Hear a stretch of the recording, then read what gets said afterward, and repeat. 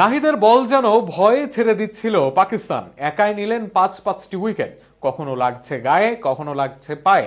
পেছন থেকে লিটন বললেন ওর হাঁটু কাঁপতেছে, রেপুটেশন ভালো না ওর। নাহিদও একের পর এক আগুন ছুড়লেন। শেষ দিকের উইকেট তুলে নিলেন একাই। যেখানে নিশ্চিত ড্রয়ের দিকে যাচ্ছিল ম্যাচ, সেখানে নাহিদের বাজিমাত। নাহিদের দুর্দান্ত বোলিং নিয়ে আরও থাকছে প্রতিবেদনে। একজন বোলার নিয়মিত বোল করছেন প্রায় 150 গতিতে, তাও আবার মিরপুরের মাঠে। আর সেটি নাহিদ রানার বল, তাও আবার দুর্দান্ত লাইন আর লেন্থ মেনটেন করে। আর সেই বলে হাঁটু কাঁপছে পাকিস্তানের এক ব্যাটারের। শুরুতে দুর্দান্ত খেলতে থাকা পাকিস্তান এক সময় এমন চোখ রাঙাচ্ছিল, মনে হচ্ছিল তারাই যেন জয় ছিনিয়ে নিবে শান্তকে অপমান করে। তবে সেই অপমানিত হতে দেয়নি বাংলাদেশকে। আর তার মূলে যিনি রয়েছেন তার অন্যতম নায়ক নাহিদ রানা।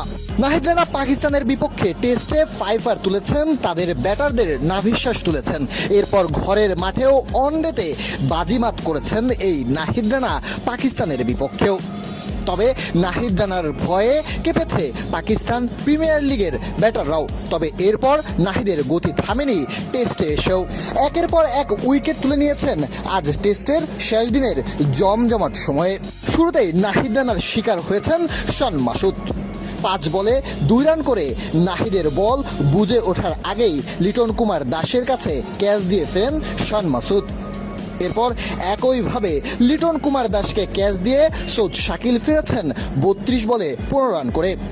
তারপরে অভিজ্ঞ ব্যাটার মোহাম্মদ রেজন অবশ্য ব্যাট আর বলে সংযোজন করতে পারেননি, বোল্ড হয়ে ফিরেছেন নাহিদ রানার বলেই। তার পরের ব্যাটার নোমান আলীও 13 বলে 4 করে এলবিডব্লিউর ফাঁদে পড়ে নাহিদের বলেই ফিরেছেন।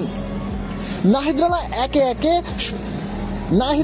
একে একে শেষের দিকের সবগুলো ব্যাটারকেই ফিরেছেন পাকিস্তানের, যা বাংলাদেশের জয় ছিনিয়ে আনার সবচেয়ে বড় কারণের একটি।